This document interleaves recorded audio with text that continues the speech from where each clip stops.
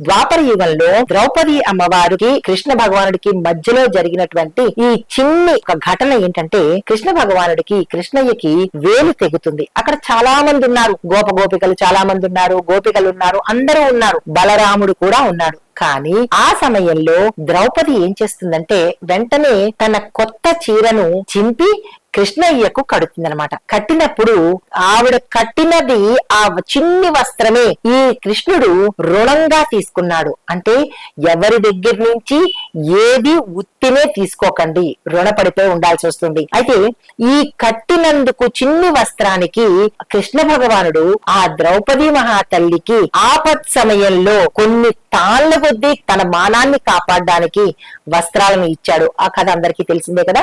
అంటే కథ వెనకాల అంతరార్థం ఏంటంటే, ఇంత చిన్ని దానము చేసినందువల్ల అంత ఫలితం వచ్చినప్పుడు మరి మనం ఇచ్చే దానాలకి ఎంత ఫలితం ఉంటుంది?